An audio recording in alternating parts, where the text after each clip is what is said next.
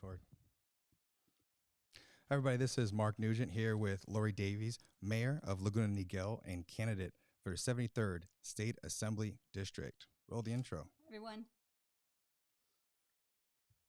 Hey everybody, Hogs Twins here.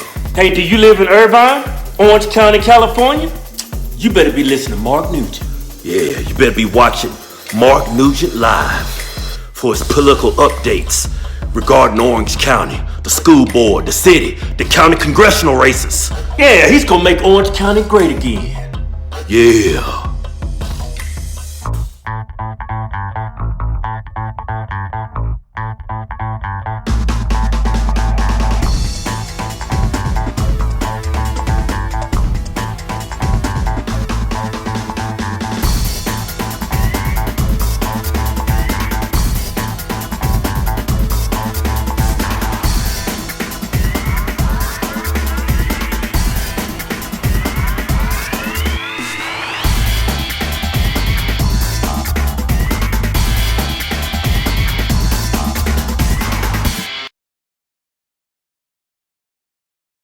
Hi, I'm Mayor Laurie Davies, and I'm running for the California State Assembly, District 73. As mayor in one of the largest and most successful cities in the 73rd District, I have a proven track record of treating your precious dollars with respect, a balanced budget, millions in reserve, and no deficit. This is a stark contrast to what's happening in Sacramento, and you deserve better. One of my priorities when it comes to the California State Assembly is working on taxes. We've got to stop the increase of taxes and regulations, especially when you look at Prop 13. This will affect their property taxes. We need to be able to make sure that all ages, especially our seniors, can afford to stay in their house.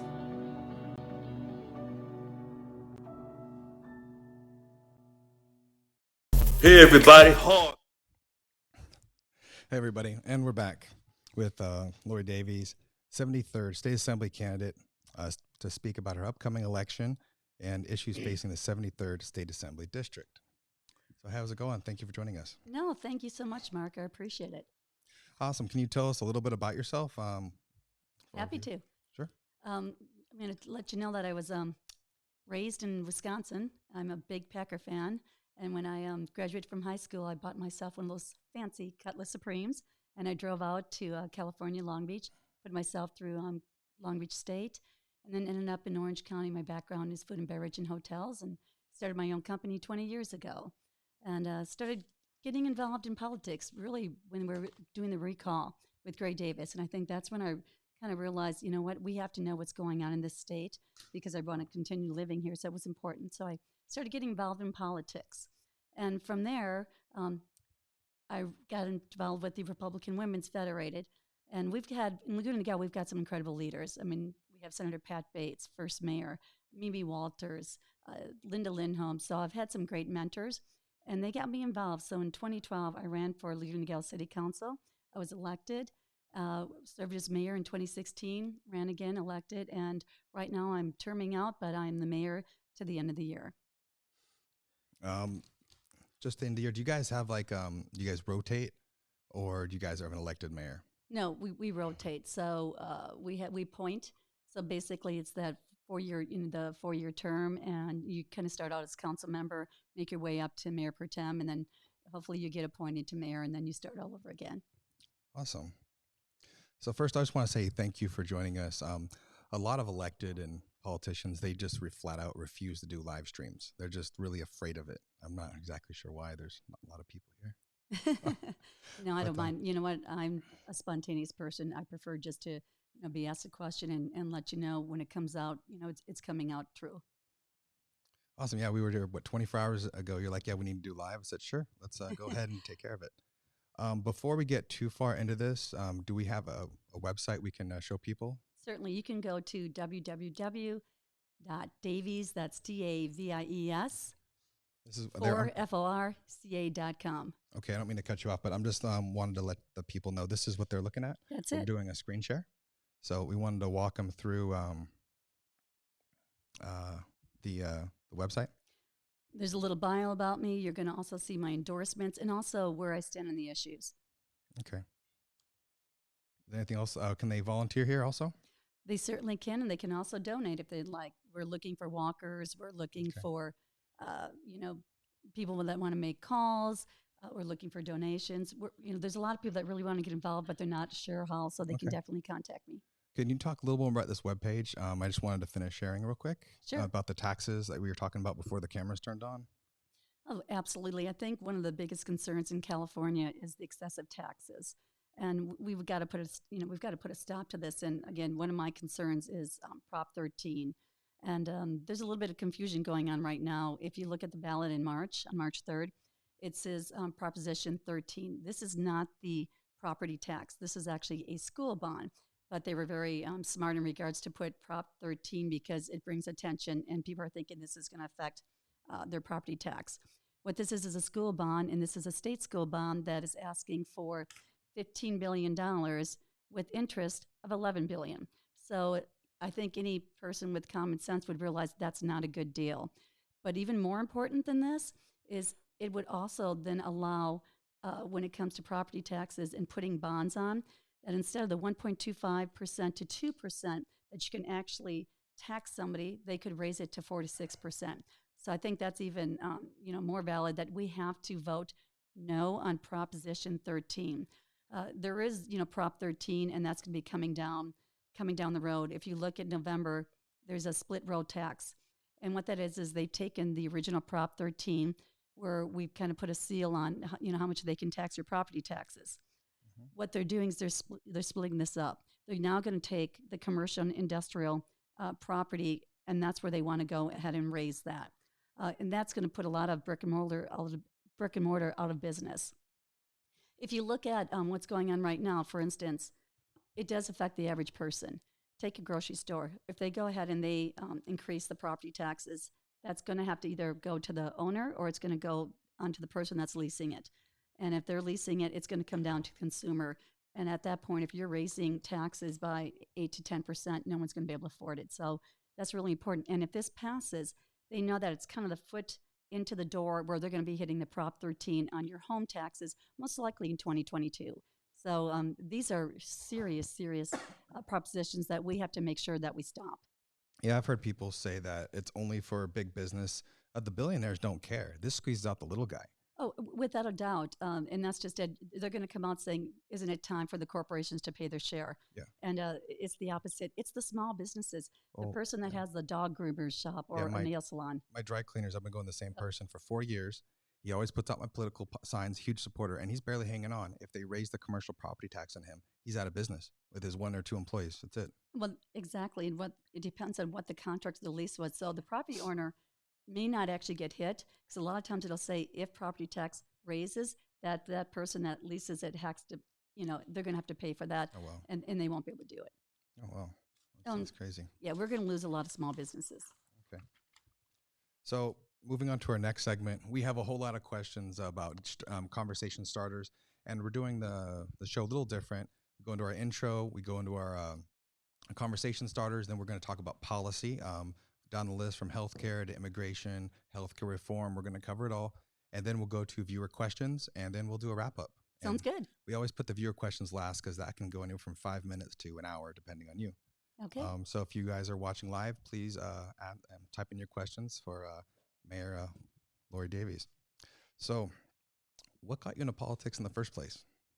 Well, kind of was talking before is Laurie Davies when we were doing the recall, and I started realizing what type of policy was coming down and how that was going to affect me. And I want to retire in this state. I love the state. And if you come from a cold state like Wisconsin, you don't want to move back.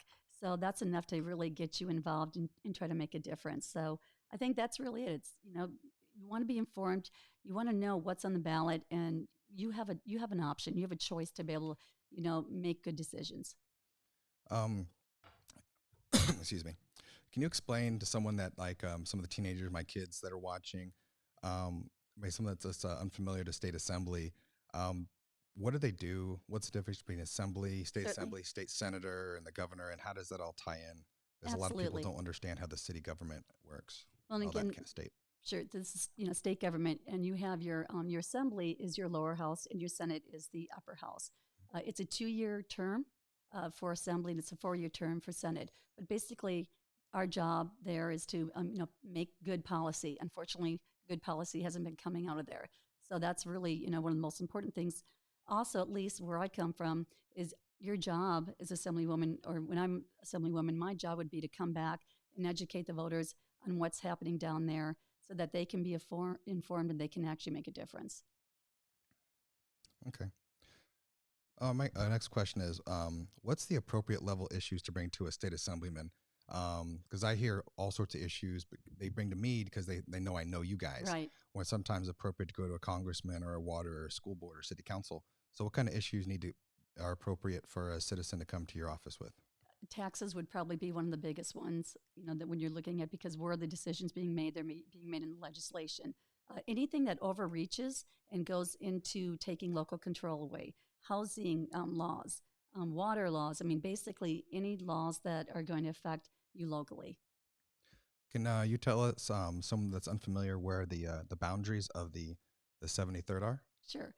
We're very south Orange County, and the 73rd district is from San Clemente. They're looking at the There we screen go. right now. All right, from I put up on the screen so our viewers are there we watching go. this. We start down south. You're San Clemente, San Juan Capistrano, Dana Point, Laguna Niguel, Aliso Viejo, Laguna Hills, Mission Viejo, Rancho Santa Margarita, Coto, Ladera, and Talega. So it's a pretty good sized district. So you've served in office for a while in various positions. What do you find most rewarding about serving in office? I love to solve problems.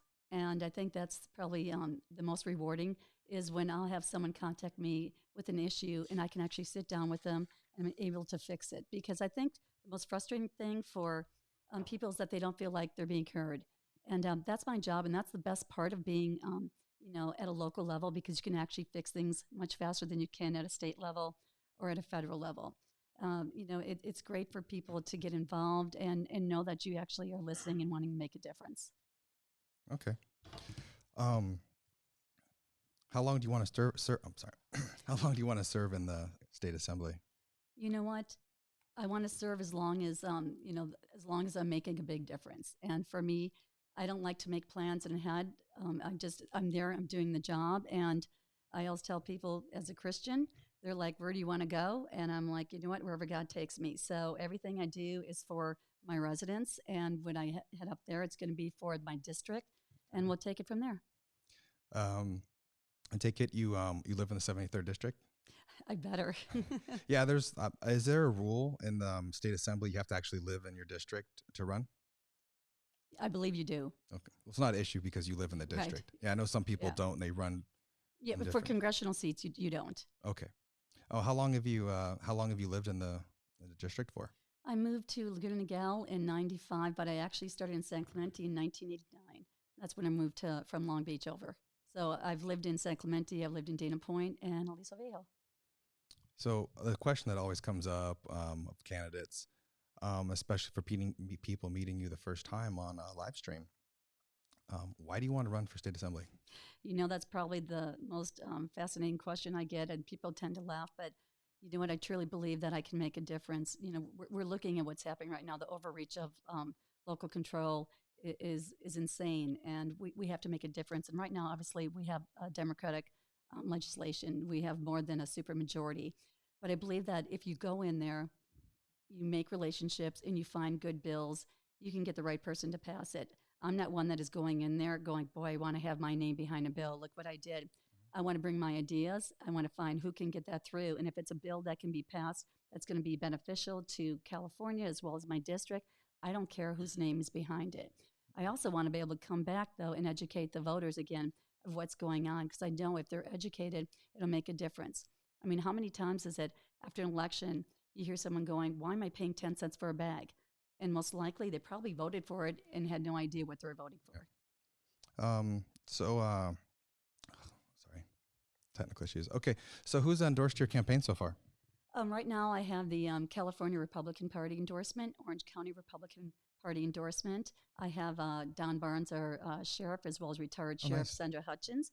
I have the Sheriff's Association, Mimi Walters, former Congresswoman, Diane Harkey. She had the former 73rd Assembly seat as well.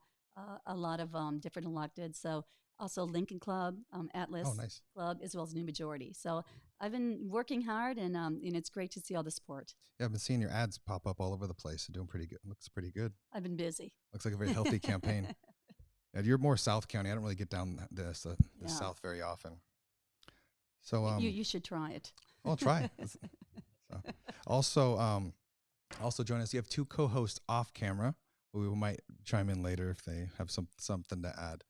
So you guys can say hello if you want. We got Cole and Alex. Oh, Mike's not up. There you go. Hey guys, it's Alex. What's going on, gang? We'll get some more we'll get some more cameras over there eventually with our new studio. So I'm talking more about you. What are some of your accomplishments, professional, personal, you might want to talk about, and how will that help you going into the state assembly? I think being a small business owner has really brought a lot to the table. I understand what it's like when it comes to the laws that are coming through and how they're affecting, especially if you look at AB 5, which is where they took independent contractors and they're making them having to be employees. That affects me. It affects a lot of small businesses. It actually was called the Uber bill because what they wanted to do is take the Uber drivers and make them employees. And a lot of these Uber drivers, or I should say most of them, they're doing this to supplement their income. Some of them are, doing this to help pay for their kids' college or, a vacation or something like this. And it's really, it's really hit them up. Now, what's frustrating right now is it also affected the truckers industry. But if you have the money and you can lobby, you can go ahead and you can get exempt on that. And that's what happened is they were able to get exempt. But small businesses like myself, we don't have that type of money. And you're going to see so many people lose their job. It actually is affecting over 3 million people in this state. Oh, wow. That sucks. So, but you'll see, I'm just like, that sucks. Well, it is. I mean, for me, I 1099 my employees, and I have to make a decision, if I'm going to move forward or not. It's about a 30% extra cost. Yeah, I probably would eventually fall into that right category as well because I'm not employed in the traditional sense anyway. So put the camera back on me for a second. If I can go back on that too, what people don't realize is it affects all ages. There's a lot of teens in high school and college students that tutor, but they're 1099 students or they're 1099s. And so these tutor companies most likely aren't going to hire them because they're not going to be paying the expenses. So now you have, our teens and college students not having a job. Okay. So I see you guys' comments, and we will get to that. That's another segment we're doing, just the intro questions, and we'll get to policy. And then we're going to do the viewer comments. Melissa Snow, I see your question come across my screen. She's asking about homeless, but we will get to that in just a moment. So transparency and communications are keys to good leadership and elected. How do you go about being transparent, communicating with your constituents?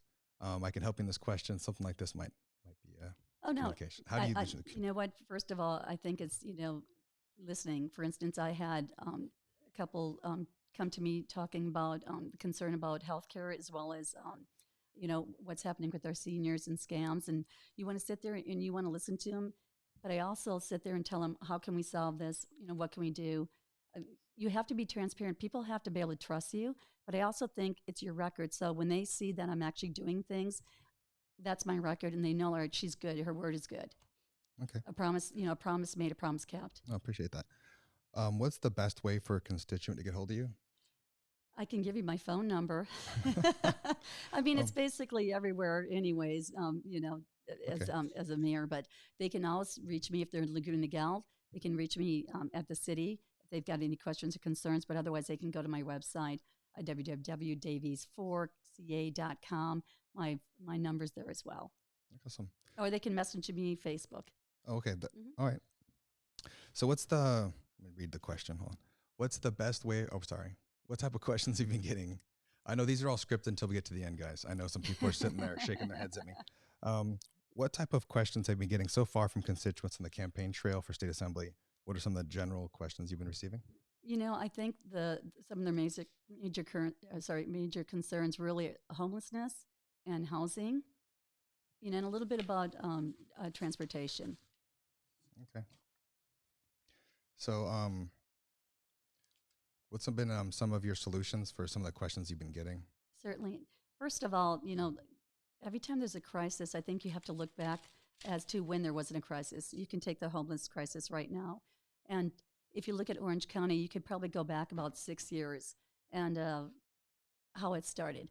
I don't know if the viewers are familiar, but in 2014, there was Prop 47, and what Prop 47 did is it went ahead and had early release. Governor Brown wanted to go ahead and basically clear out the prisons. So in order to do that, he had to go ahead and make it where felons became misdemeanors. So now your felons now go into the jail. Well, now the jails are overcrowded, so they have to be able to do early release in regards to the misdemeanors. How this affected the homeless is, number one, is if you were picked up for doing drugs or drinking, the good thing is you would go before a judge. They would normally give you 30 days of rehab, so you were off the street. You had an opportunity to get clean, and move forward. This takes that away now. You can basically shoot up in front of a police officer, and there's nothing they can do. Wow. I can tell you that I'm president of my HOA, and I know people laugh at that, going, "I can't believe you're still doing that." And it's been 8 years, but my neighborhood is important to me as well as my city. And unfortunately, we found 2 people doing heroin in the bathroom, and so we called the police. They came over and they said, "I've arrested this guy 4 times this week." And so, you know what, the Prop 14 isn't helping them. So that's something that we need to overturn. And if come November, we have the Keeping California Safe Act. And so please remember that when you see that on the ballot.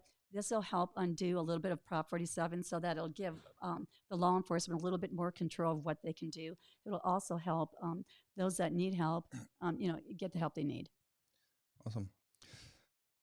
Excuse me. So what are the top, I don't know, 1, 2, or 3 issues you can list off on the website for the 73rd Congressional District? If we're pressed for time or anything, Sure. top single issue in the 73rd? You know what? I would say homelessness. I think that's everyone's concern. And if I could talk a little bit more about that, Okay. it'd be great. I think, again, if you look back, a lot of legislation is one of the reasons why we do have the crisis we have. Prop 47, Prop 57, early release, as well as we have to look at the homeless crisis coming back. So I think that we have to break this down into 3 parts. You have your homeless that have addiction. You have your homeless that have mental ill. And then you also have those that are just either in their car or they're, just days away from losing their job. And so we have great nonprofit organizations that are helping. We need to be able to address. We also have to be able to give authority back to the judges to be able to give the mental ill help. Yeah, That was actually the next question on my list to ask you was to go, because we're going into policy now, to ask you about homeless. So as you want to discuss a little more about that, that'd be great. And I'll kind of just jump on there. But first of all, there's a lot of money that's being thrown, whether it's state or federal. And one thing you'll find is nobody is actually auditing where the money's going.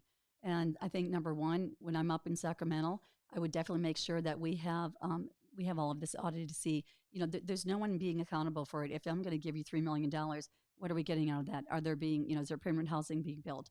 Are there beds? Is there treatment? But no one's auditing that right now. So I think that's really important because the money's there. It just needs to go to the right place. And then again, we need to address those with the mental illness. We have a lot of facilities. We need to be able to give the judges the authority to go ahead and allow them to have treatment for a few months so that they can get back onto medication and get the help they need. The same thing, we need to be able to have treatment for those that are addicted. And then we need to help those, which we're doing with the nonprofits, that are just that step away of losing their home. And what do we do about people that refuse services? Because remember a few years ago they had in Irvine where they had a big protest. Right. They wanted to put 400 people in that camp next to the homes and schools, and they were the ones that just flat out refused services. What do we do in that situation? Well, for me, I think that there are laws in the book, and I don't think we should allow this community to be lawless. So when you give somebody the option and they don't want to take it, then to me, I think they should actually be put in jail. Okay. So moving along, talk about healthcare, state healthcare, and all the things that go with it. That is a huge topic. So we could probably spend 20 minutes if you like on this one. So can we just talk a little bit about medical care for a while? Sure. I don't want to ask my scripted questions, but just in general, a few minutes to dialogue about it. I'd be happy to. I mean, this goes back to when we had Obamacare and really when things started. I can tell you, as someone that has, pays their own insurance as a small business owner, I think we all liked our insurance. We could afford it. And then when Obamacare came in, we lost our doctors. I know our cost went from $400 to $1,000 a month. Our deductible went up to $15,000. And when you look in California, one of my biggest concerns is they want to get to single payer, and that basically will be governmentally run. And we know how that'll be. That you're not going to get the care. It's going to be days, could be months before you can actually see a doctor.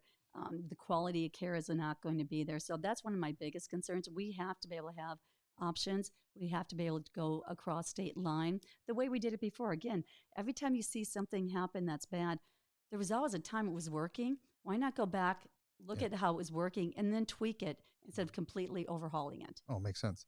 Would you care to comment? What's your opinion on taxing citizens to pay for illegal immigrants' health care and basically anyone in the world that wants free care, while citizens don't get that? Well, again, I totally disagree with that. Yeah. Um, it isn't our job to take care of, to me, it's important. Everyone should have the option to have affordable health care, bottom line. But I don't think we should be paying for those that are coming in. And let's talk about immigration while we're at it then, because I think it's twofold.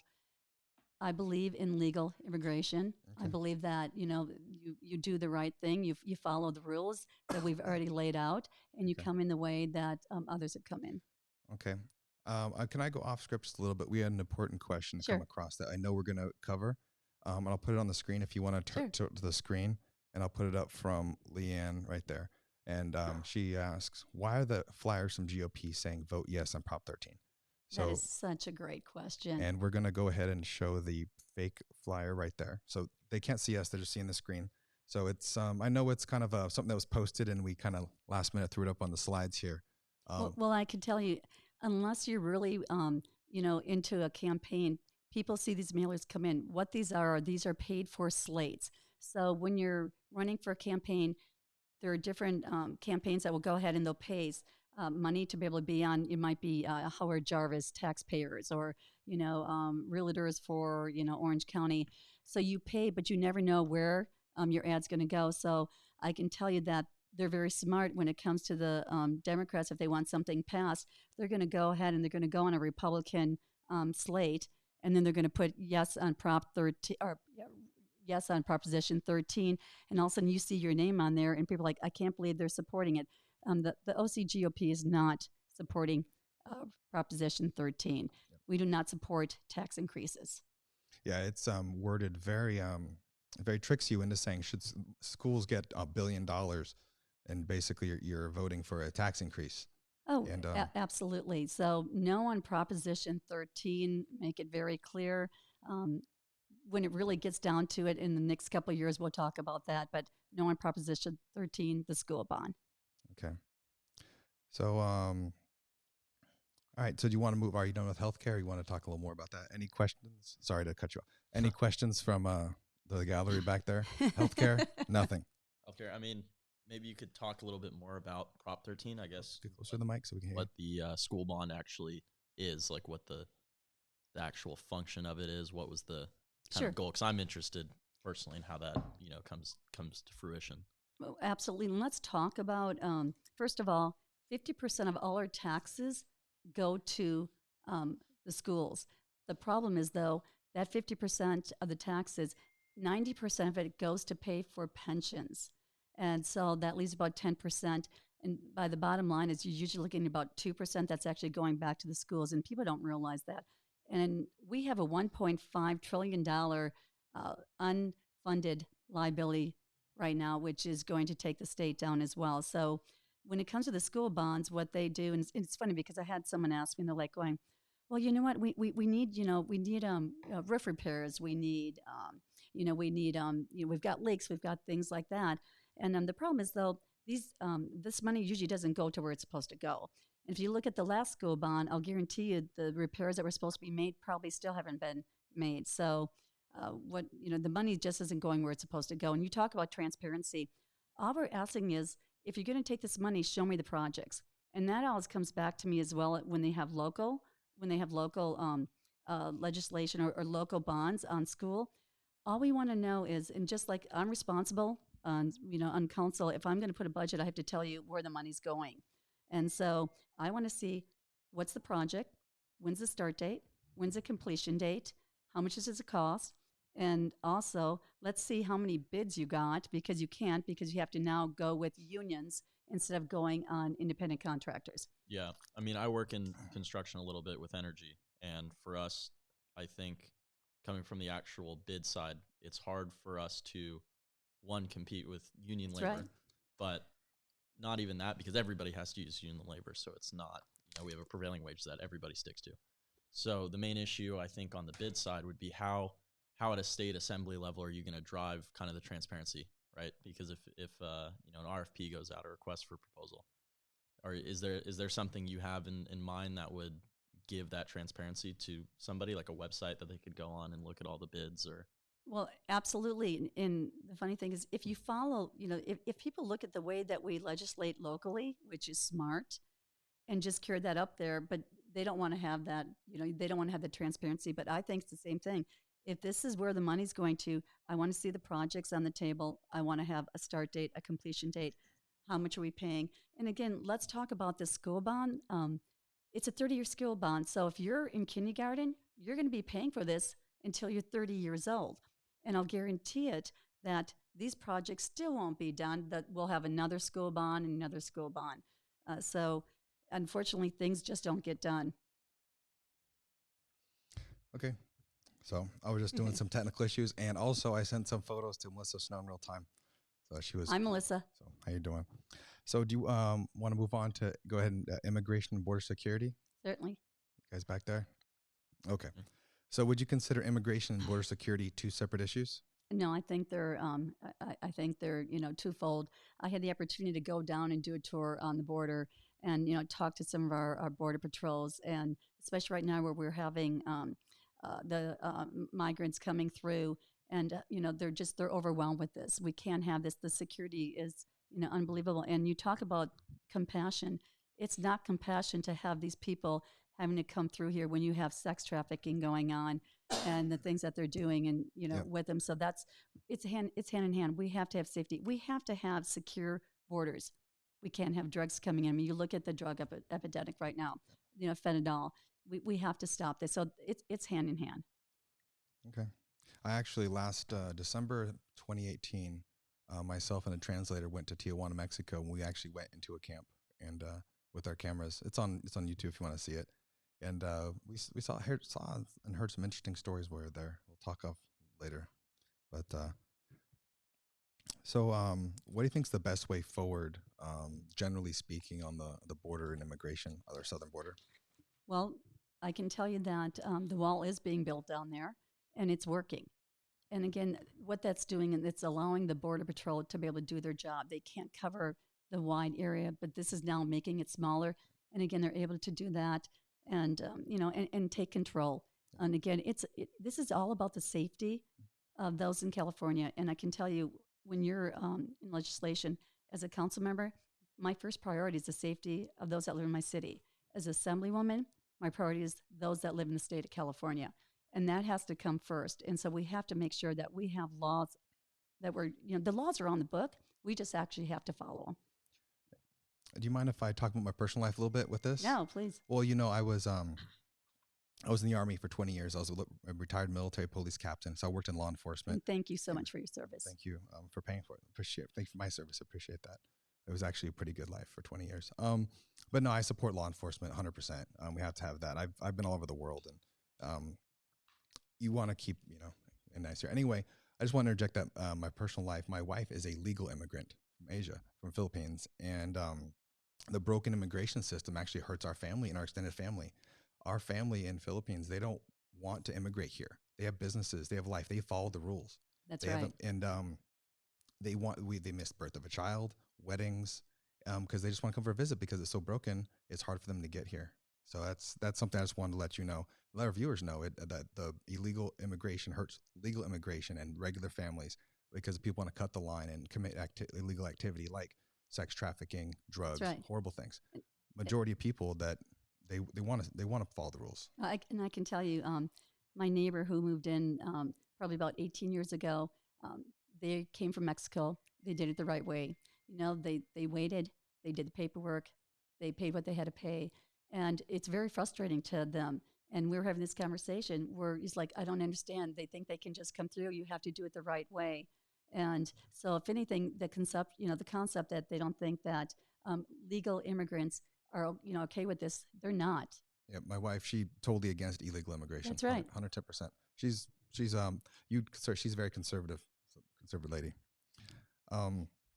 So also, you want to talk a little more about that, or do with the border immigration stuff?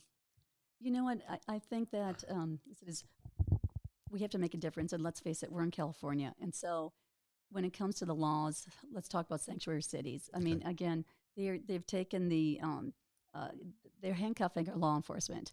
And this does not help. It's not helping the safety of the communities. And you can tell that those that are illegal or legal don't want this law because it's actually not safer for them. They try to say that it is, but it's not. And again, you look at the crime rate. Crime rate has gone up. And so we have to get our law enforcement the opportunity to be able to do what they used to do. We used to be very strict in California. It was, you remember, 3 strikes and you're out. Yep. We had low crime rate. As soon as they completely turned that around, crime rate started going up. Okay. So I knew you guys have questions. After you. So for that crime rate stuff, as you know, the state assembly is a supermajority. How would you go about working across the aisle to kind of figure that out? Because obviously there's different ways you can go about it. So I'm just curious on Sure. And, and then I can tell you too, is it's funny because we knew when Prop 47 was going to go through that it was really going to affect the crime rate. But of course, Democrats and other legislators are like, no, we're not going to see this. Well, crime rate went up almost, 50% across the state within a matter of 2 to 3 years. And what we need to do is go back. And the funny thing is LA is finally saying, oh, Prop 47 really is affecting the homeless. It's really affecting where we're at and affecting the crime rate. So I think they're starting to wake up. And I believe, there are good moderate people out there. You have to find something. And I think safety is really an issue that people can agree on. So I think you have to, find the right issue. Let's see how we can help each other and point, and get that across. So Prop 47, I'm not familiar with that. So can you explain a little Sure. bit? Well, there are a couple props. Prop 47 was from 2014. And again, what that did is it made a felon into a misdemeanor. It used to be if you were caught stealing $450, that was a felon and you went to jail. What they did is they increased it to $950. And it wasn't just a one time, you could keep doing it. So for instance, and this is going on all the time, is you can go into Walmart, you can shoplift, and what they're doing is they're taking calculators and they're actually adding it up until it's under, maybe it's $850, it's $900. And if they get caught, all they do is Prop 47. And so it's not worth the shop owner calling the police because all they can do is write them a ticket. And so that changed. You could steal a gun if it's under $950. Prop 57, though, I want to let you know, that was in 2016. What they did, again, they wanted to get more release. So they said, if it's not labeled a victim crime, we'll make that a misdemeanor. The problem is that rape, if unconscious, wasn't labeled a victim crime. Sex trafficking wasn't labeled a victim crime. Drive-by shootings. So they made these crimes into misdemeanors. And again, so now, not only is your crime rate going up because you have your petty criminals out there, you also have some very serious issues and criminals coming out there. So it wasn't, let's just break into your car because we need the money. They're breaking into the house. The crime rate, again, has gotten, out of control. So we need to go and we need to change back to the original. So then, hearing you speak about it, it seems like it goes back to prison capacity. And, a lot of these, homeless, it's about the release rates. And then same thing with this, is it looks like the impetus was driving the release rates. So how, enforcing laws that's going to, in theory, put more people back into jail, then how do you solve that core issue, or at least the issue that seems to be more the source of these, branching homeless and crime rate? How do Sure. you go to that core issue? Well, I think what you could do, first of all, is those that, that are being arrested for drugs and alcohol, they need treatment. So let's get them where they need to go. Putting them in jail doesn't really work. And sadly, they're not getting the care they need. So go back, let's get them back into rehab, give them the tools to be successful so that they can go back out on the street. That'll help a lot. But again, we talk about immigration. There's a percentage there of illegals that are in our jails and our prison that we're paying for. So that's not helping at all. And I think that's where we need to be able to send them back. If they're committing a crime, they need to go back.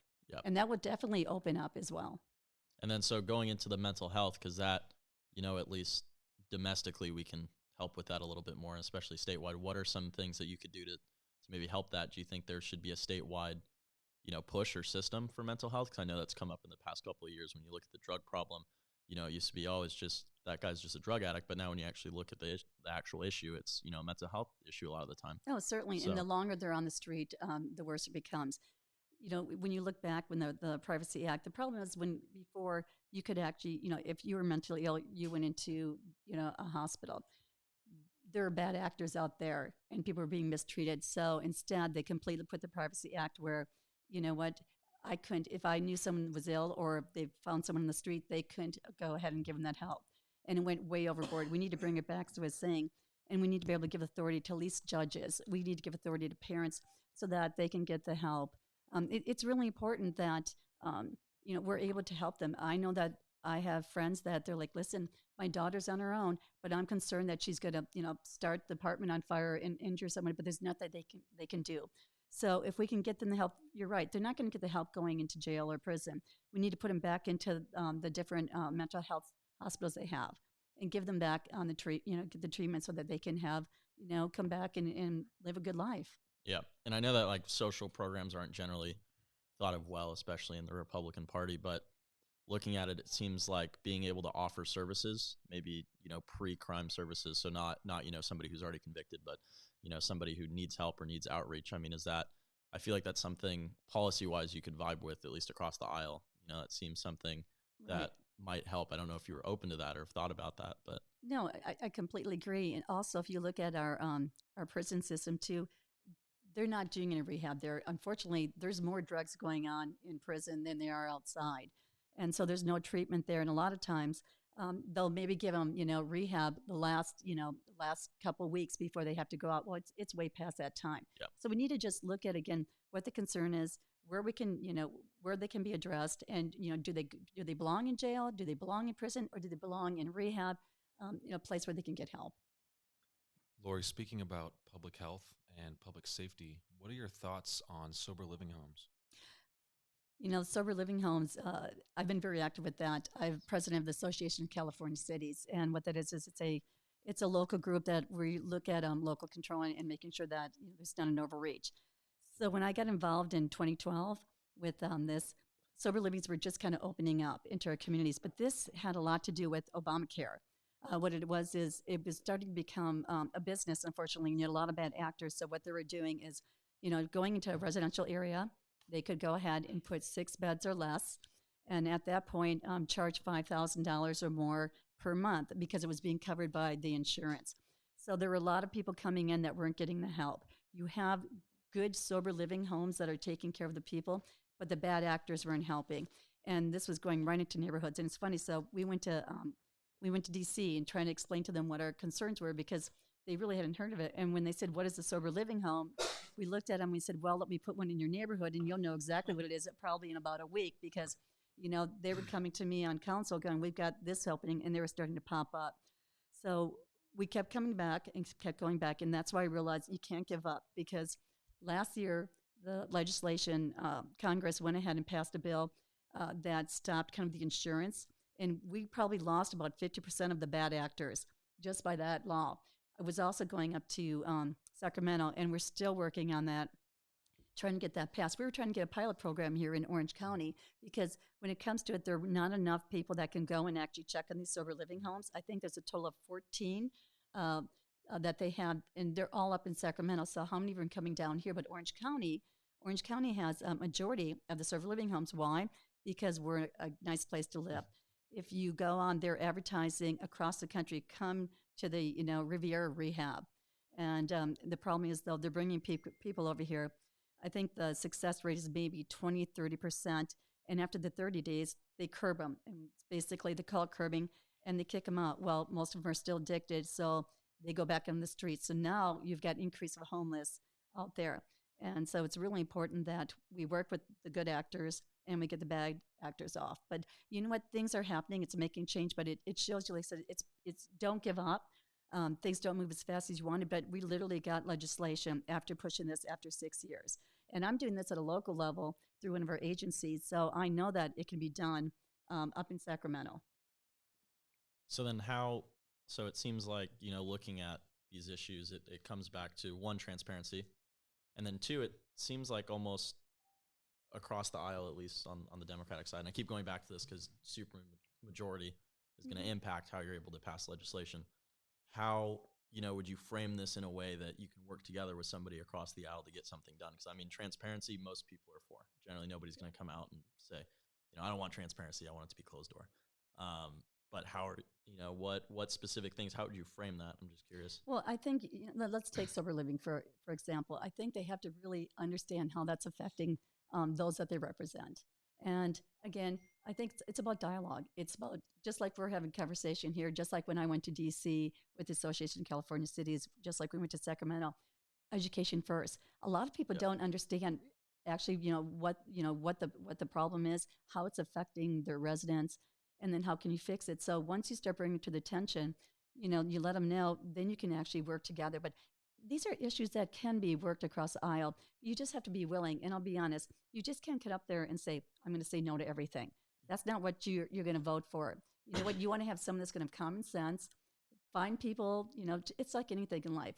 You know what? When you want to solve something, you find the right people, that are on the same path, want what's best, and you can work together and you can make it happen. Yeah. That's good. So then my question is, what would be, I mean, I guess we already talked about priorities, but, first day on the job, you get state assembly. What Find were my you office. Once you find your office, you get to, let's say, second week. Find the ladies' room. Yeah. Once you're all settled in, who's the first person you call? Who's, what's your first conversation? What does your map look like once you're there? I know I would, definitely talk to Sharon Grove, who is the Senate Minority Leader, as well as Maria Waldron, Assembly Minority Leader. These are two women that have been in there. They've been very supportive on, at least, listening to me and giving me advice. And that's where I would, start with there and get a feel. There's a lot of different committees. I would love to be on the safety committee. I would like to also do transportation. My background is transportation. For 8 years right now, I'm the director of on OCTA. I was director on TCA. And right now with the League of Cities, after 7 years, I still sit on the Committee of Transportation, Communication, and Public Works. So I've been working with legislation at that level and coming on down. And so, that's really important. But a lot of different committees that, I've been working on. That's where I'd like to start and see, how can I get involved?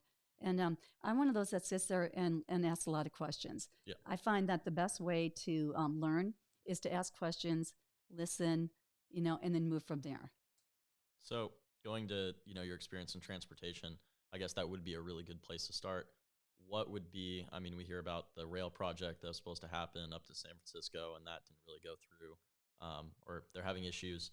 What specifically would be, I mean, infrastructure is on everybody's mind, but what specifically would be something you'd be looking at? Well, for me right now, Orange County does not get its fair share. We are basically a donor county.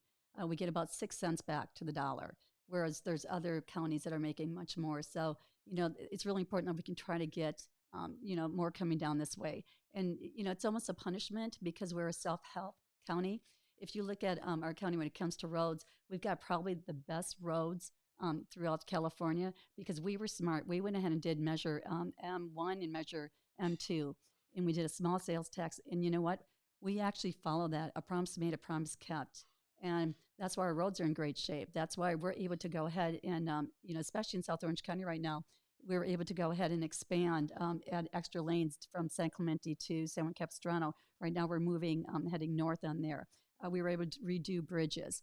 So you do see our money working. Yeah. And that's the main thing is, though, that we have to make sure that we're getting our fair share to come down here.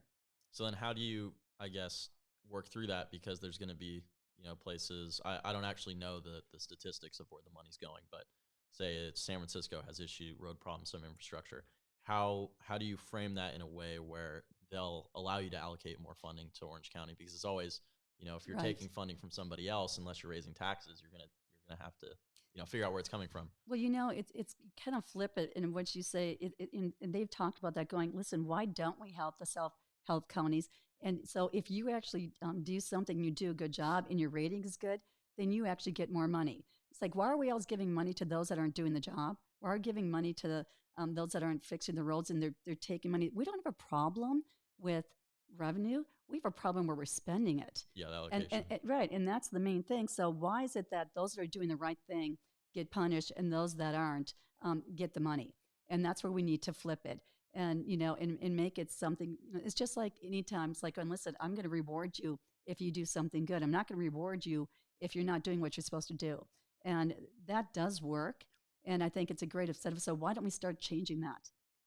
Yeah, you had some. Yeah. So speaking about transportation, I know you've been ready for this question. The 241, 241, the toll road the toll road. that could potentially run through San Clemente. What are your thoughts on that? Let's hear some context on that, because I'm in Huntington, so I'm not from the area. There so you go. We have the toll road, which is the 241, and it goes from Oso all the way up to basically the 91. Okay. And it's there. And let me talk about, first of all, and this is an issue that is unfortunately it's become a political issue. Never should have been. This is something that is being fixed right now. But the bottom line is we have to make sure we have mobility, especially when it comes to disaster. And right now we're talking South Orange County. So you have brand new houses in Rancho Mission Viejo, probably about 30,000 people coming in, about 3,000 homes. We have to make sure that everybody can get where they need to be, whether it's in or out, if there's a disaster. So mobility and safety is number one. I can tell you when it comes to toll road, we have the 73. I live in Laguna Niguel. It's right behind us. It's a great road. It gets me where I need to go. But there's a place for everything. I don't think any city should have to worry about a toll road going through their neighborhood, something that's going to change the character and the charm. However, we need to have mobility. So working with OCTA, and I know OCTA is also working with TCA on different options. Lisa Bartlett, who is our supervisor, I sit and represent OCTA in the 5th District, as well as Lisa Bartlett. And there's a new option, and it hasn't been completely confirmed, but this is what they've been talking about. And what this does is this solves the problem without having to go through the city. What it does is, number one, we're extending the HOV lane from San Diego County line to Pico. So now we have additional, HOV lanes. So that'll take a little bit of the, traffic coming through. Number two, Ortega Highway, there's a point where it actually goes down to one lane. They're looking to going ahead and widening that area so that you have 2 lanes, and that's going to on each side. That's going to make a big difference. And then you also have Cow Camp, and that's where the 241 actually, that's the south where it stops. What we're looking to doing is extending Las Patronas to connect with La Plata, which would take you to the 241. So you don't need to have any major roads coming through neighborhoods. This is how you solve problems instead of using an issue to be politically. To me, what's frustrating about this was it never had to be. It was taking one city and pushing it against another city. And we're supposed to work together. So I'm really happy that I know that there's solutions that will be coming out soon. And that's the way you're supposed to work problems. You don't cause problems, you actually solve them. And that's my job on OCTA, is to solve them instead of causing them. How was that? That's beautiful. Yeah, so I'm still a little confused just because I'm not from the area, actually. So they're trying confused about the context of it. So they're trying to run a freeway through a neighborhood, or a freeway or a major road. What they were trying to do, they were trying to take a toll road and go through San Clemente, through the heart of the city. So it's a new one. Right. It's going to be new construction. But we don't. But it's not needed, and it's not needed there. We need to have mobility. We need to have, we need to be able to have, access to be able to people to get where they need to go. But again, there are different options, and the options that we're looking at with TCA and Caltrans and OCTA. So we're coming together, and we're going to be doing the right thing. Orange County Transportation, it's their job to deal with transportation. It's also county. So this is the way you solve problems. Again, you don't make a problem, you actually solve it. Yeah. So I guess with that, going into infrastructure more at the state level, what are some things you're looking to move forward? Because that sounds like, for me, hearing your background for first meeting you, it sounds like transportation is definitely one of your specialties. And so maybe working towards that, what is like, I guess step 1, 2, 3 of like issues you want to look at a state level instead of, just Orange County. Certainly. Well, it's, everything seems to connect from infrastructure to housing. And right now, I'd like to talk about housing because, as we say, we have a housing crisis. And again, I always look back going, okay, when didn't we have a housing crisis? Let's go back. I bought my condo for $144,000. Granted, it was 1995, but again, it was affordable. Why is it that prices got so high? California, it costs California builders 40% more to build a house than any other state. Why? Because legislation went ahead and added cap and trade. They added taxes. They added regulations, the cost of CEQA. So it's legislation that's actually caused a lot of this. And it's like, so if we go back and you undo some of these regulations, you're going to see the price go down. And that's huge. But you have to have infrastructure and you have to have good housing.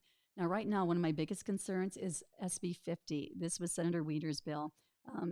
He's been trying it every year. It actually failed a couple of weeks ago. However, he has until, I'm going to say next week, to actually get an amendment.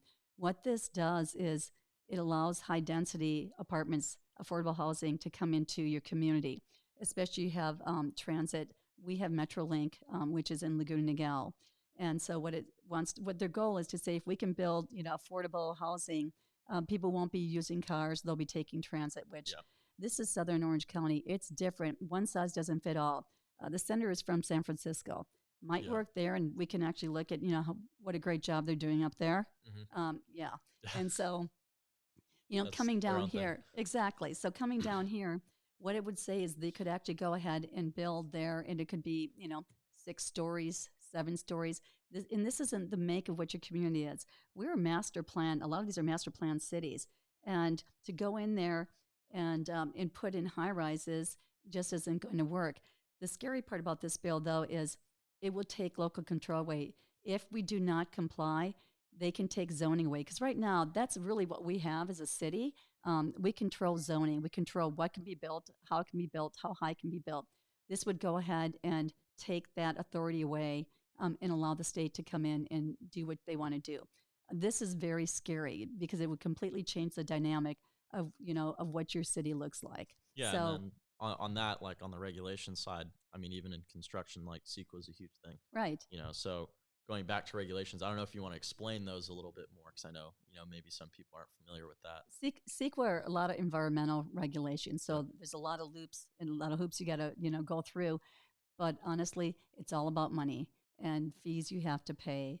And, and it's funny because it can take at least 10 years to get a project up and running. So the fact that they want to have projects up and running, but we have to deal with CEQA or the Coastal Commission, all these other agencies, it's almost impossible. And what they want to do with this SB 50, if it does go through, and we're hoping it won't, that if you do, well, I'm going to go back here. Yeah. It's RENA numbers. There's kind of a combination here, and I don't think people are familiar with that, but it's regional housing.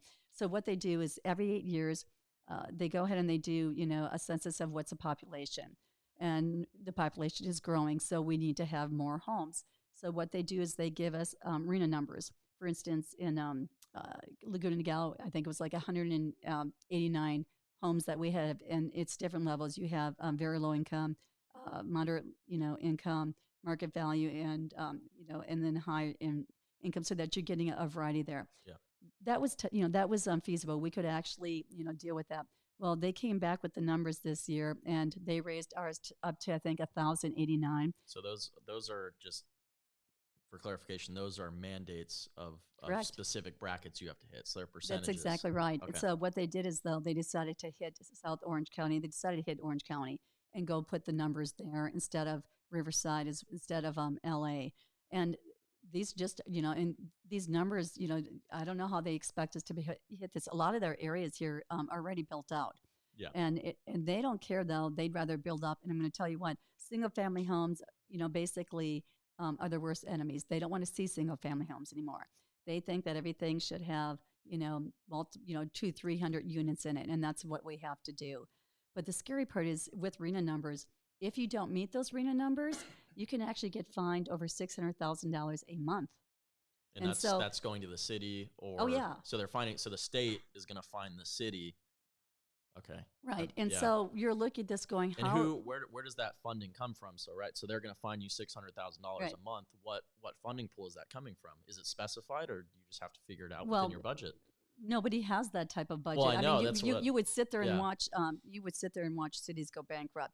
So they've given us a number that just can't happen, and then Yeah. they want to punish us for doing something like this.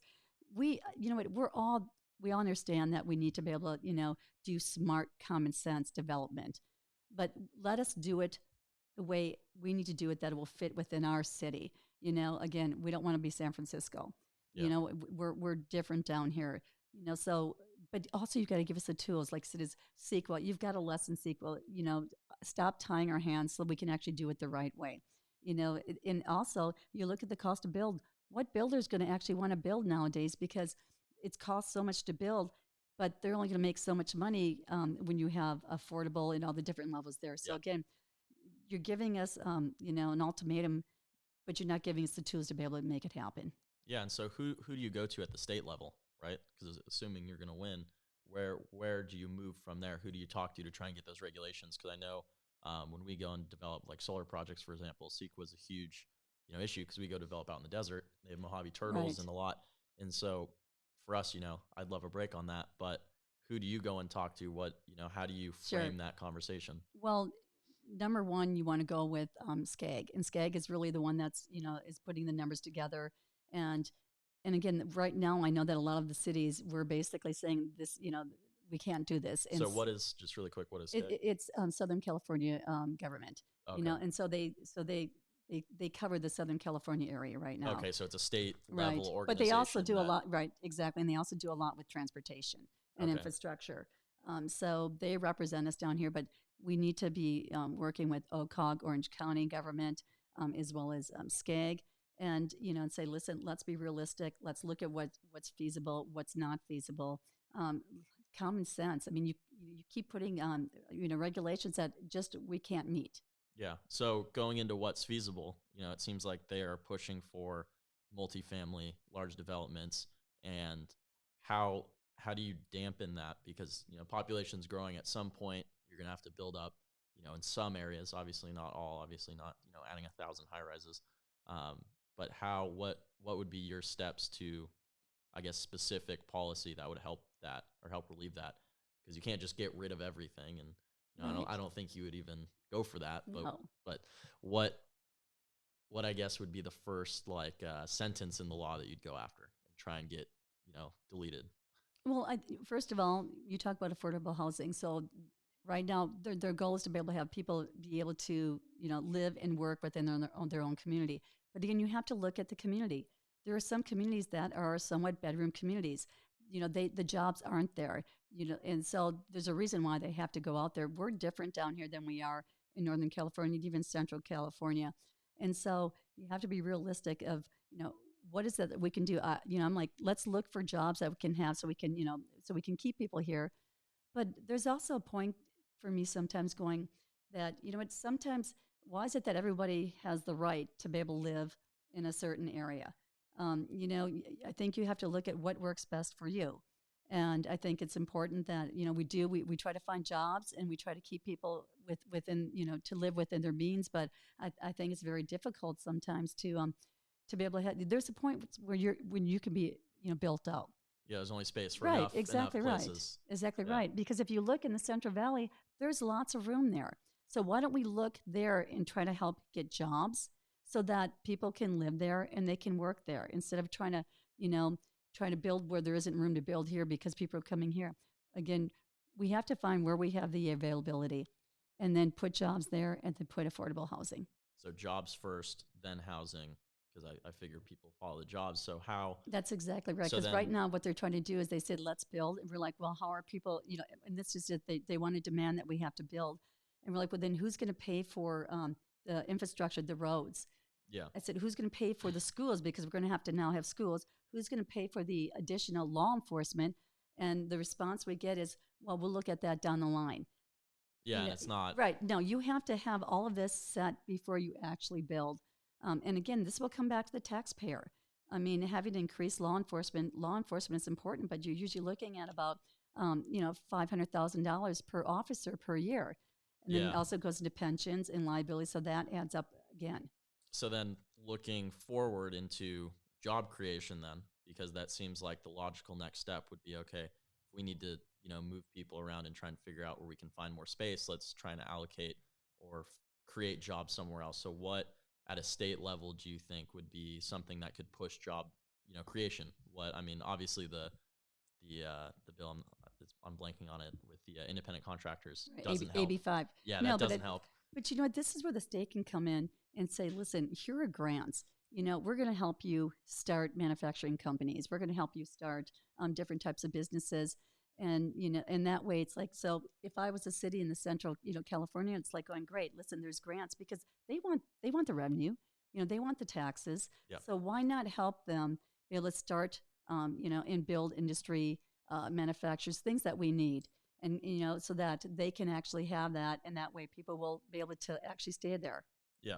And then, so I guess for me, because I'm in, energy and renewables, and, we plan utility scale power plants out there. And I know you wanted to talk about the nuclear power issue, of, nuclear waste, how I guess we can tie that into the jobs as one.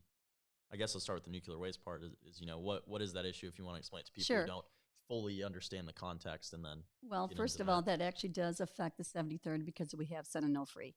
And Yeah. San Onofre was shut down in, I'm going to say, 2012. But the nuclear waste is still sitting there. Mm-hmm. And believe it or not, if something happens, that could hit at least, it's like a 50 square mile around. It could hit millions of people. So Yeah. right now we're trying to have this moved, trying to get it to, say, Yucca Valley. There are places that will take it. But the problem is, and we talk about different laws, the problem is when you want to transfer it, you have to get approval through every county. Well, there's hundreds of counties. And so in order to get them to approve that it's okay that they're coming on that railroad and get to where they have to go, it takes forever. So we need and this is a federal issue. Yeah. But the federal, our congressional members, they need to work with the state as well because, it's combined. Let's see how we can move this so we can make this safe. So it's moving the waste from, the Right. coast. It's all the way over there, and railing it to, you said Yucca Valley? Oh, that was a place that they're looking, Proposed right? site. Because there are actually And sites. is that in Arizona? Is that Nevada? Nevada? Okay. Well, it's I'm not right, and familiar, that's so, why, yeah. of course. But there are places like we don't want it here. There are though, and that's what the federal government is. There are places throughout the United States that are taking it because they're getting funding for it. Yeah, they're getting grants. And, Right, but yeah. it's finding, like I said, we have to figure out how do we actually move this. Right now, it's in dry cooling, so we need to be able to move this and get it out. Like I said, it's been sitting there since 2012, and that's 8 years. Yeah. No, I don't like it being there. It makes me uncomfortable. Especially when you drive past it, right? Yeah. And then so going forward into, jobs and finding jobs or creating jobs, whether it's manufacturing, what is something that you could do that would prompt that at the state level? Is it grants? Is it, development subsidies? I mean, subsidies is kind of, people think of it as a dirty word, but, it's kind of in the same vein as like a manufacturing grant. I think that at least is you have to give them incentives of, why do they want to create something? So I think grants are great to take to the cities and also I'm going to kind of throw this into education. Yeah. I know it's kind of doing that, but you talk about college education, and I think what's really important is that you've got kids that are spending so much money and they're getting out of school and there's not a job for them, Yep. or they can't afford to live on their own, so they're living at home. One thing that I always realized is back when I was in college, 1980s, it was always if you're going to succeed, you need to go to college. Yep. But they forgot about the trades, and not everybody needs to go to college. Yep. There's a lot of good jobs out there that are trade jobs that are getting paid well, and you know what? They're never going to go away. So I think it's important that we also help those in high school and college, and we give them grants saying, listen, you want to take a trade? This is great because this will help. This is something, again, that they can use as trade locally because you're also always going to have trade jobs no matter where you live. Yep. So I think it's really important that we do help the because when I went to high school, we were taught trade. I mean, you had welding, Yeah. you had Auto body. right, Yeah. exactly, woodworking, things like that. And these are great jobs. My nephews, both are welders, and they're making good money. Yeah. And they've got health insurance and they've got the coverage that they need. Um, there was almost a stigma where it's like if you didn't go to college, you weren't successful. And I think we need to take that off and realize that trades are very important and really focus on that and let people realize your options. It's important. Yeah. So going into, I guess, college, then what is your, I mean, I know UCI is like a local, college that's, I'd say very successful. How, how do we kind of allow people access? Because I know that's a big thing that people talk about is access to higher education, and whether it's a trade school or it's, a UC, whatever it is, cause it's very expensive. Are there any statewide initiatives you've planned up or thought about, or you've maybe heard of that, you want to speak more towards that allows that kind of movement, whether it's trade school or university, allows mobility and Sure. access? The cost of education, again, you look at why is it so expensive? When I went to college, I graduated from Long Beach State. I paid $365 a semester. Yeah, that's nice. Yeah. I mean, it was something that you could actually, work a week and pay that off. So, Yep. You could actually afford to have an apartment. You could afford to, go to college and walk away without any debt. Why has the price gone up? Well, you have to look at where's the money going, and it's going to pay for professors. It's going to pensions again, and so there's a point where we just have to stop. In regards to the pensions that we're spending, we have to stop putting this money there. Again, schools should be affordable. The very small percentage is actually going to the school. It's going to administration. It's going to pensions. Yeah. So then how at a statewide level would you push that? Because there's, different ways to do it. And I'm not sure how the UC funding even works. Is like UC is, here University of California, is that a statewide initiative, or is that, do they get funding from the state? They get funding, and I know a couple of years ago they did an audit, Mm-hmm. and they found a lot of money that was sitting there that wasn't being used. So I think, again, talk about transparency. We have to audit, figure out where the money's going, because they just know each time they just keep raising tuition, but the tuition, again, is going for pensions. Yeah. It's not going to where it's supposed to go. not And it's going to just like students. it's just like we're talking about school bonds. The money isn't going to repairs. Mm-hmm. It's going everywhere but there. So that's all about transparency. And I think auditing and being accountable for what they have to do. And does that fall under the comptroller? Does that fall under, is there a specific entity? I'm blanking on the name of an entity that we work with in construction. Is there like a specific entity that's in charge of that? I believe that there is. There is, Yeah. so they would actually go and they would do an audit. But again, when they do an audit, it's great to have an auditor come from outside and not actually Yeah, have the third same, party. right, a third party auditor instead of having them audit themselves, because we know that doesn't work well.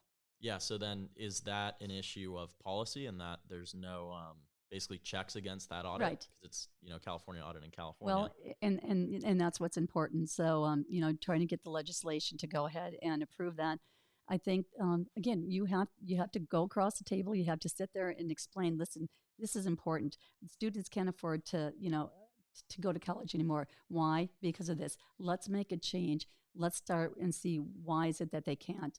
And there are good people up in Sacramento with common sense that can actually get the job done. Yeah. It's just you have to want to do it. Yeah. So you have to want to talk to people. Yeah. You guys got anything? Yeah, Mark? good. You want to swap? We have audience questions. Oh, you want to handle Yeah, that? Yeah.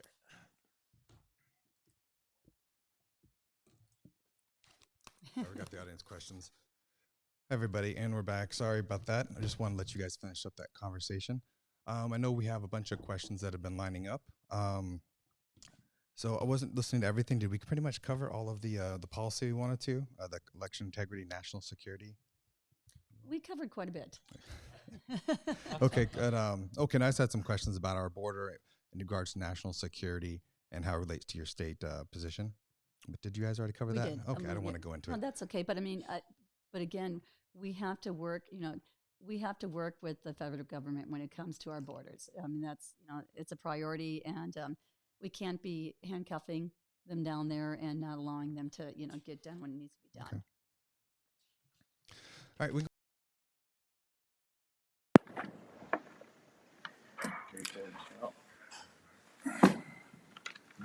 It'll be okay. Let's come back up. Let's come back up.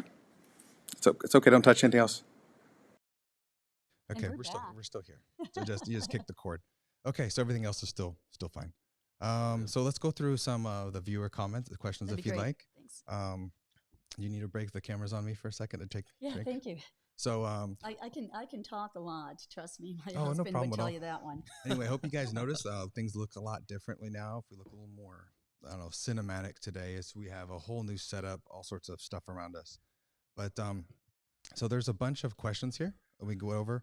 I was reviewing them when I was standing off to the side. Some are we won't get too much into them, but we covered Melissa Snow's questions on the homeless issue. Just want to check that one off. Um, covered the homeless problem.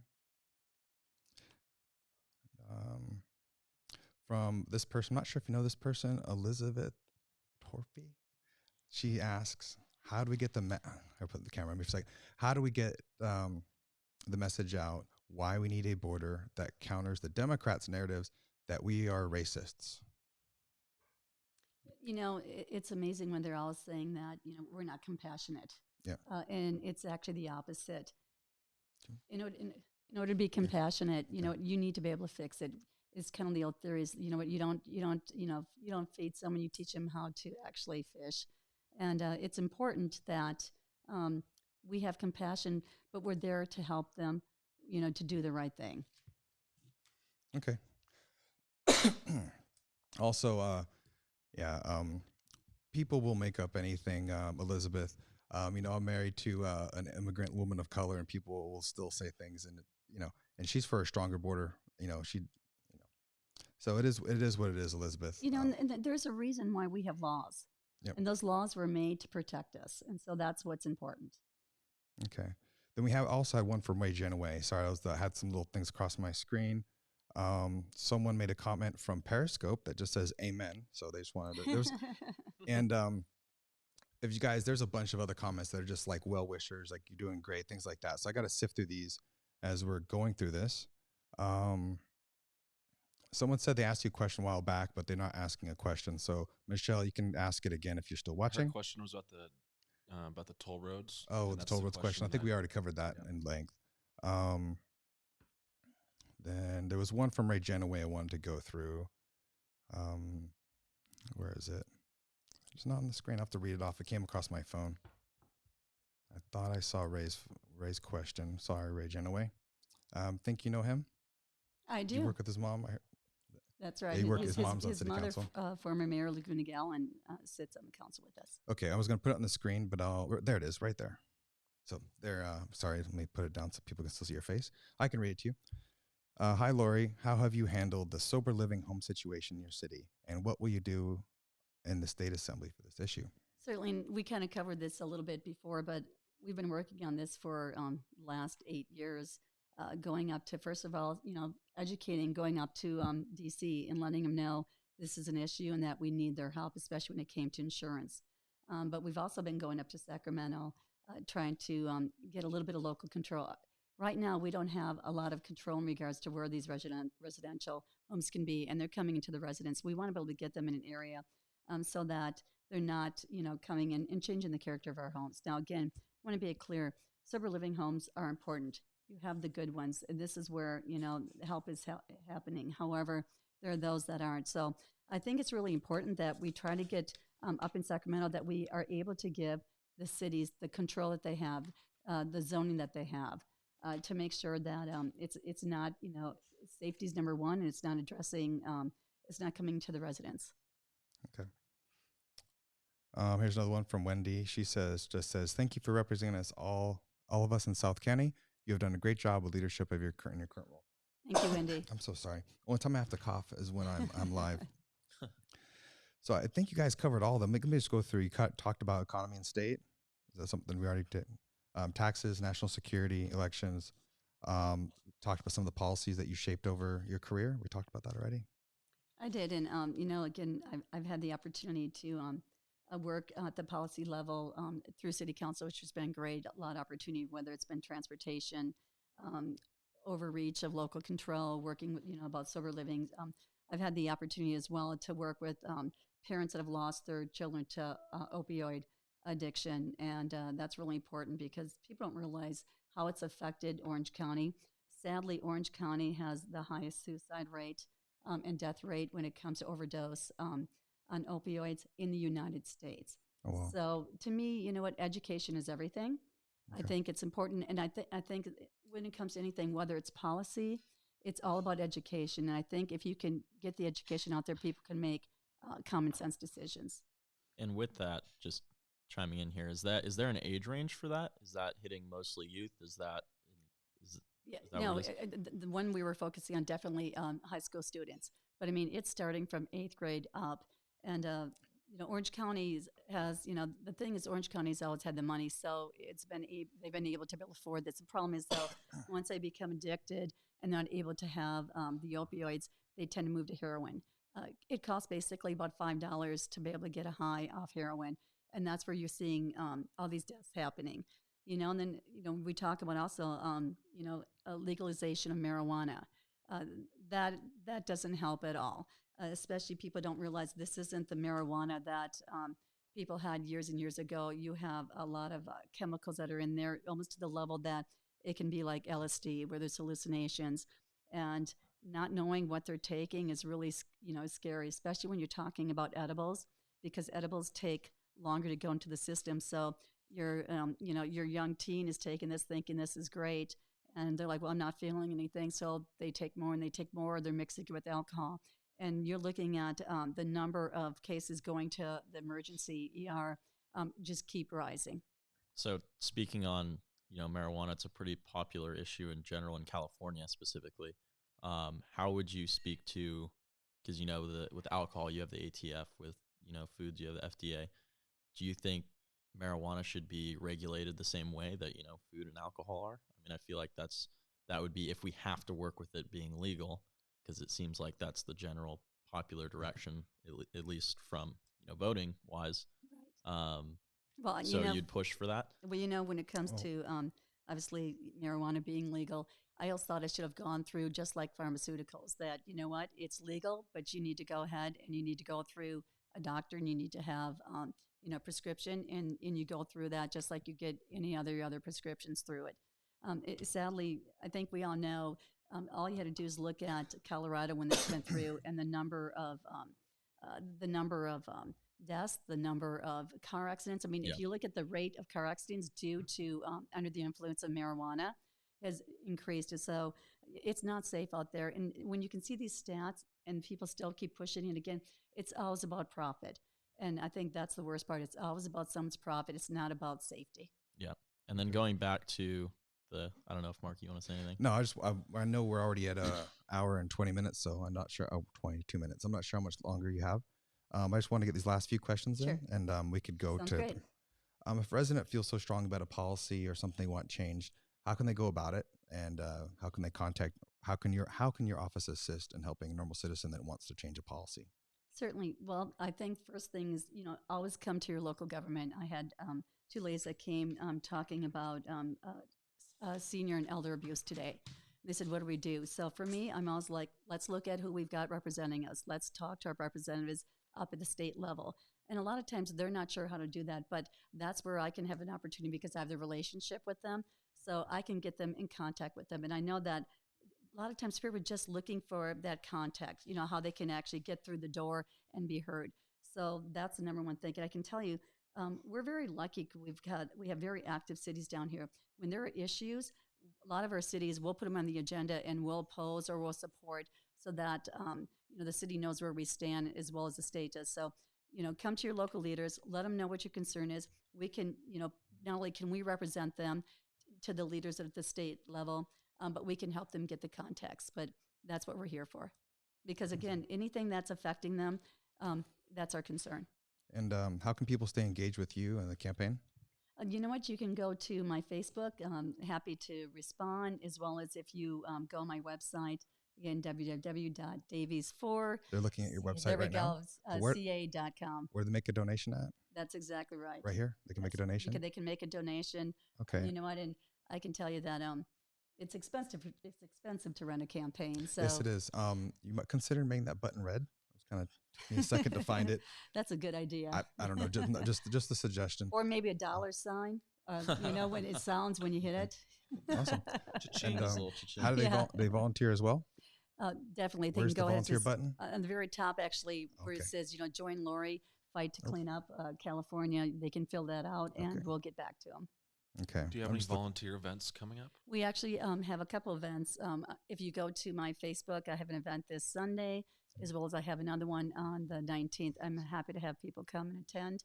But again, I'm really one of those where it's like This is what if there's- somebody has a question, they can call me, and I'm always happy to answer to them. To me, it's important that you understand where I stand on something. I want you to be able to feel confident to vote and know that, boy, when I send her up there, I know she's going to do what she says. Okay. I think you already asked it. What are some of your upcoming campaign events? Yep. Yep. And again, go to my Facebook. I have something coming up this Sunday, as well as I have one on the 19th, 16th, and the 19th. Of course, everybody make sure you vote. We're talking March 3rd. It's right around the corner. It is so important. You haven't gotten your ballot, you better check, but Okay. it should be out there right now. Can you keep talking for just a minute? I'm going to try to pull up your Facebook page. Absolutely. So And and I also want to on the ballot. A lot of the people are saying, "Listen, I see there's Central Committee, and then there's also I'm running for Central Committee as well as I'm running for the state assembly. Okay. You can run. You can run for both. Right now, I sit on Central Committee. I'm on the executive committee. And I was elected in 2016. So what you do on Central Committee is you're going to vote for 6 people that represents your district. Our job, number one, is to get people to sign up to vote, especially Republican, because we're Republicans. But we're also there to help raise money and to support candidates and help endorse candidates. So that's what we do as a whole. So you can do that separately. So you can be a council member and be on Central Committee. You don't have to be a local official. You can just be on Central Committee as well. But then also I'm running. So you're going to see my name twice, and you can vote for me twice. Oh, I'd love to vote for you twice. So I wanted to show you something really cool on your Sure. phone. So if you go to the events tab, if you're looking at her page, I wish I could show a copy on my phone, but if you click on the events tab and you put add to your calendar, it'll automatically add to your iPhone calendar. So, and it'll notify you as well. So if if anyone wants to attend Laurie's events, go to the events tab on her Facebook page, and you have some events there. Also on her website as well. You can So donate. good. So, and I'll show you as soon as we get her. Put the camera back on me. As soon as we get off of the camera, I will show you how to do it. That's Okay, how good. that's how I keep track of all of the political events. Greg Rath's or Christina Shea or Don Wagner's events. I go to their Facebook page. I click the events, and it adds it to my calendar for me. It saves a ton of time. And I wanted to, when we're talking about the different cities that I lived in, I think I said Aliso Viejo. I did not live in Aliso Viejo. I just want to make it clear. But I was in San Clemente, and I was in Dana Point, and of course, my home away from home, and Laguna de Gallo, best place. Okay, I think that's my entire outline. So if you guys wanted to talk about anything else, I didn't mean to cut anybody off. Yeah. You want to talk football? You want to talk football? Yeah. How do you feel about the Packers? That's your team. Packers are my team. They did pretty good, and obviously, I know we were having this discussion on. And you would like to see Aaron Rodgers retire, but I don't think that's going to happen. Him and And Devontae and I Adams are have a gonna lot keep of going. friends that are Bear fans, and Oh, they want it too. we basically we agree to disagree. Yeah. So what do you think? Who do you think they should draft? What position do you think they need the most? I'm No. not too familiar with the Packers, but I think they're great. I You don't think they're think we great? need to, Just- I don't think we need to do anything. just make a couple scheme adjustments and we one game away from Super Bowl, so they're doing pretty good. yeah. No, Raiders are not doing good. It's my team. Well, Yeah. Mark, Okay. thank you so much for this opportunity. I really do Oh, appreciate Appreciate it. you taking the time to sit with us. It's Yeah. always an honor for me to sit with an elected representative, if it's a congressman or state assembly or a mayor. That's just amazing for me that for me, just a humble veteran, just moving into this area just a few years ago and be able to sit and have a nice conversation with our elected. Well, you're running for something too, aren't you? Yeah, but it's not really about me. I'm running for a school There we go, board Mark. in Irvine. Let's I change have- this around, shall we? I have a little boy, a 4th grader that attends Irvine schools, and that's why I'm running for Irvine School Board.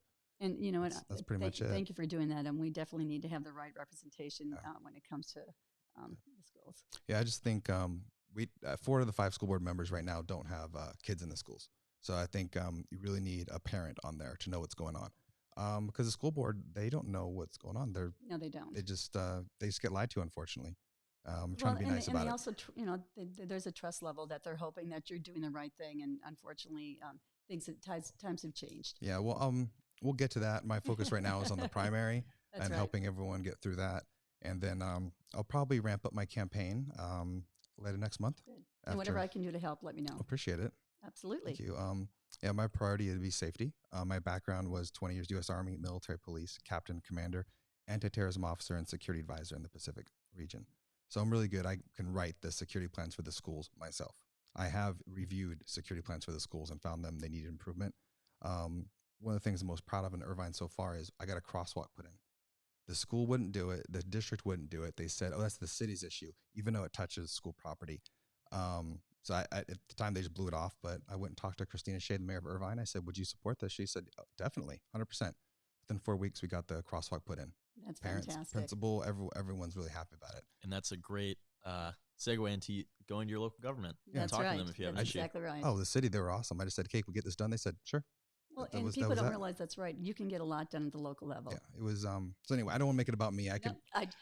I just had to put a plug in there for you. You know what? Appreciate that. So if there's anything else we didn't cover, want to talk about? No, I just want to thank everyone for giving me the opportunity to be heard, and that it's been a true blessing for me to be able to serve my city, and I hope that I could have your vote and support and represent the 73rd in Sacramento. Let me throw up the photo of 73rd again before we close, just so you guys know what the 73rd State Assembly District is, That's and right. who your future representative will be very shortly. And is it only just how many candidates are there right now? Right now, there's a total of 5, and of course, it'll be the top 2 vote getters that will move to Okay, November. unless you get an absolute majority, 50. Oh, it has to be. Okay. Yep. Okay, the Yeah, county th- supervisor race. Things have changed. Okay. So there you go. Vote no later than March 3rd. Unfortunately, I cannot vote for you. I live in the 74th. No, but I bet you have. I bet you have friends that live in the 73rd. I do. I think there's There one you right go. right behind There you. you Hold on. go. He said, let me get a photo of him or video of him behind you saying, hold on. Sorry. Juggling. Eventually we'll get ourselves a Jamie from like the Joe Rogan podcast. So there's somebody Yeah. behind you that says you've got his vote. Well, I'm out there walking precincts, so I hope I have the opportunity to knock on the door, and if anyone has a question, happy to answer it. All right. So any last words, Alex? Okay. So let's say goodbye real quick. Let me put this camera on. Okay. You want to say bye, and Yep. we'll roll the outro so you guys can see the Thank commercial you so again. much, everyone. Appreciate it. Take care. Hey everybody, Hogs Twins here. Hey, do you live in Irvine, Orange County, California? You better be listening to Mark Nugent. Yeah, you better be watching Mark Nugent Live for his political updates regarding Orange County, the school board, the city, the county congressional races. Yeah, he's gonna make Orange County great again. Yeah.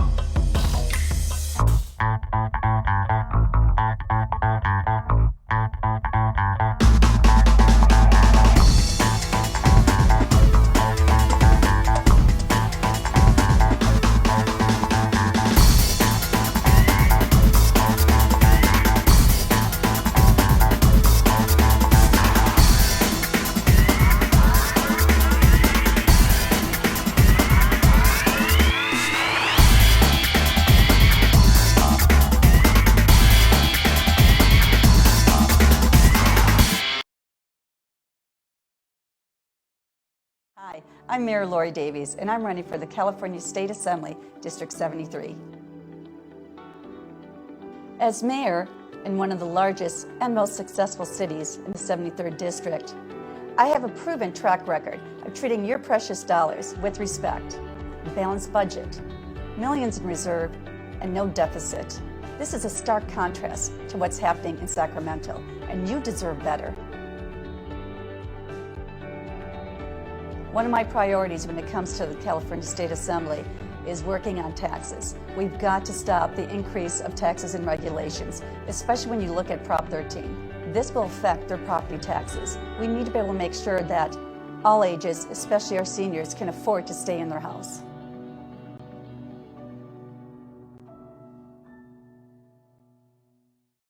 Hey everybody, Hogs